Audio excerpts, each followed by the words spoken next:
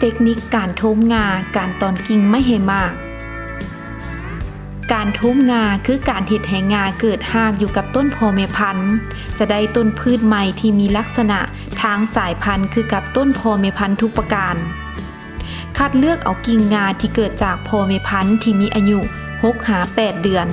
เพราะเป็นงาที่กำลังขยายตัวและแข็งแรงดีถ้างาแก่เกินไปจะเฮ็ดให้ขยายตัวช้าและตายไวงาที่จะเฮ็ดการโทมต้องบ่มีพยาธิหรือแมงไหม้เข้าทำลายต้องเป็นต้นที่ออกดอกมาแล้วหลายกว่า3 ปีและงาที่เฮ็ดการโทมต้องมีขนาดเท่าหัวโป้มืออุปกรณ์ที่ใช้สำหรับการโทมงามีคือมีดคัตเตอร์มีดตัดกิ่งงาถุงยางใสขนาด 2x4 นิ้วเทปเขียนขุยมะพร้าวและเสือกฟางการโทมงามีขั้นตอนการปฏิบัติดังนี้เจ้าเนาะบัดนี้เขาก็จะมาเฮ็ดวิธีการโทมงาเนาะทีแรกเขาต้องเลือกต้นพ่อแม่พันธุ์ตัวนี้คือเป็นมักส้มโอพันธุ์ทองดีของเขาเนาะคือเป็นส่วนพ่อแม่พันธุ์ของเขาการเลือกต้นพ่อแม่พันธุ์คือเขาต้องเลือกต้นที่ให้มากมาแล้วอย่างน้อย3 ปีขึ้นไปเพราะว่าเขาจึงรู้ว่าต้นนี้ดีหรือบ่ดีเขาจึงทำการขยายพันธุ์ตัวนี้เนาะหลังจากเขาเลือกต้นแล้วเขามาเลือกงา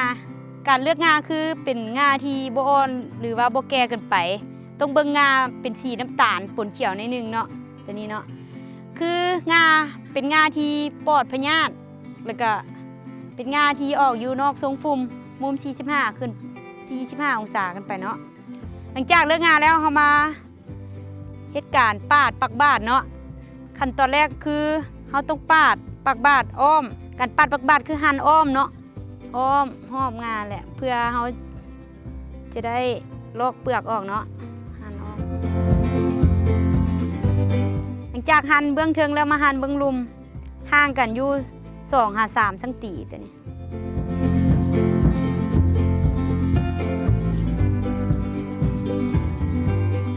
หลังจากเขาหั่นแล้วเขาใส่ปลายมีดกรีดเพื่อลอกเปลือก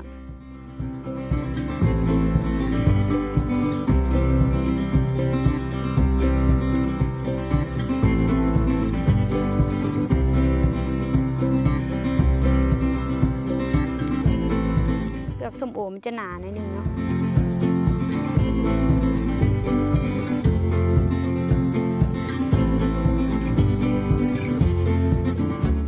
จ้าเนาะหลังจากเขาลอกเปลือกออกแล้วเขามาขูดเขาจะขูดเนื้อเยื่อออกเพื่อเขาตัดท่อลำเลียงธาตุอาหารของมันจึงเฮ็ดให้มันออกหากบนออกหากคือเขาจะออกอยู่บนปากบาดเบื้องถึง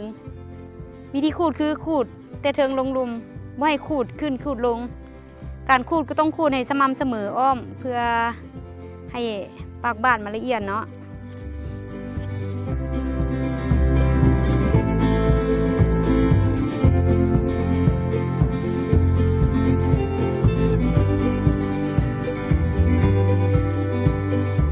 ขูดจนให้เมือกมันเบิดไปแหละ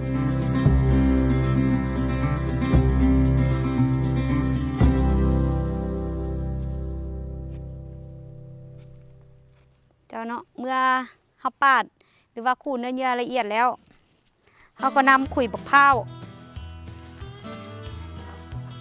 ตัวนี้เป็นขุยบักพร้าวที่เขาผสมน้ำเนาะให้ได้ความซุ่ม75%เนาะความซุ่มหลังจากนั้นก็นำมาปาดตามรองยาวของถุงคือใส่ปลายมีดปาด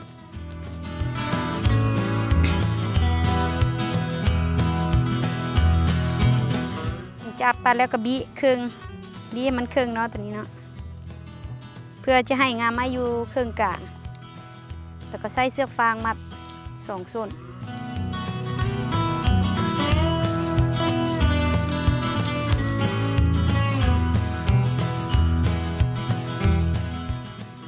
มาโอบใส่ปากบาดนี้เนาะ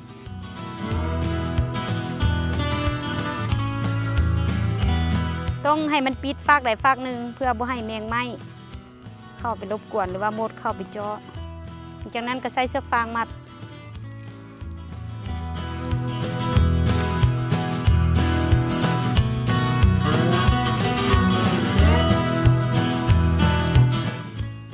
มัดคือมัดอยู่2ส่วนเนาะเบื้องถึงและเบื้องลุม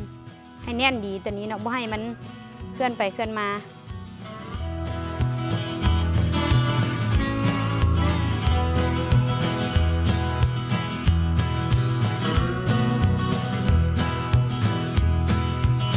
หลังจากเราปฏิบัติขั้นตอนนี้เรียบร้อยแล้วเนาะเราก็รอหรือว่าติดตามเมื่ออายุได้35วันก็จะสังเกตเห็นเป็นห้างสีขาวแทงออกมาตามเบ้านี้เนาะหลังจากนั้นเราก็ไล่ไปเลยเป็น45-50วันเราก็สามารถตัดไปซ้ำใส่ในถุงได้เนาะเจ้า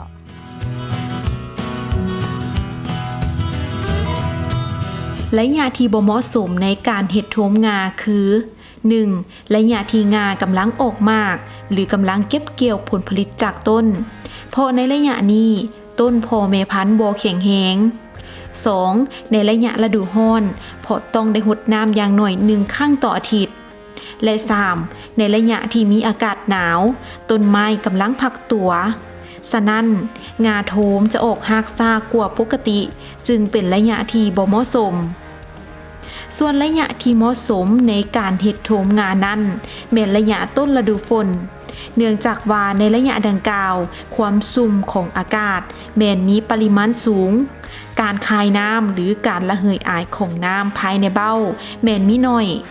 ฉะนั้นจึงเหมาะสมสำหรับการเฮ็ดโทมงาไม่ให้มาก